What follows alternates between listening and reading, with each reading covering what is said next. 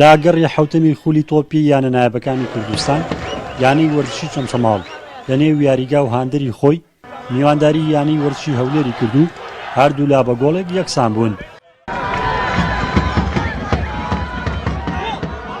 لە خولەکی شەش یاریەکەدا یانەی میوان بە تۆمارکردنی گۆڵێک پێشکەوت و جێمی یەکەمی یاریەکە بۆ ئەنجامە بە کۆتا هات.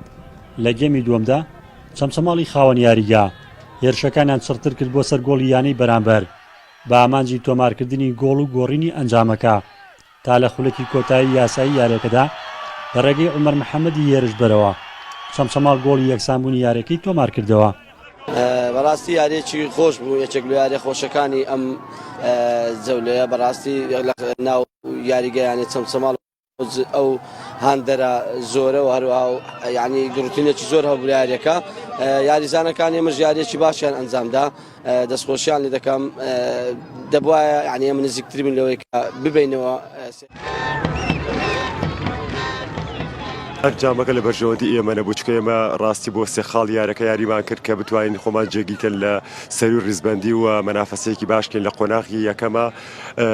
بە هەر حاڵ ئەنجامی یاریەکە یەک بە یەک ئەتوانم بڵێم یارێکی باش کرا و هەلی زۆر زۆر ئاسانمان لە دەستیا کە بە تایبەتی لە تایمی دووەمە چەند فرسەیەکی ئاسانمان بۆ هەڵکەوت نەماتوانی گۆڵ تۆمارکەین. لەم وەرزەی خولی نایابی کوردستان یانەی هەولێر هیچ برنەوەیەکی بەدەست نهێنا و بە کۆکردنەوەی دوو خاڵ لە کۆتا ڕیزبەندی کۆمەڵەکەی خۆیەتی یانەی وەرزشی چەمچەماڵ لەم وەرزەدا 6 یاری ئەنجامدا و 3 یەکسان بوون و 2 برنەوە و دۆڕانێکی هەیە. ڕزگار جەبارێ نارتی، چەمچەماڵ.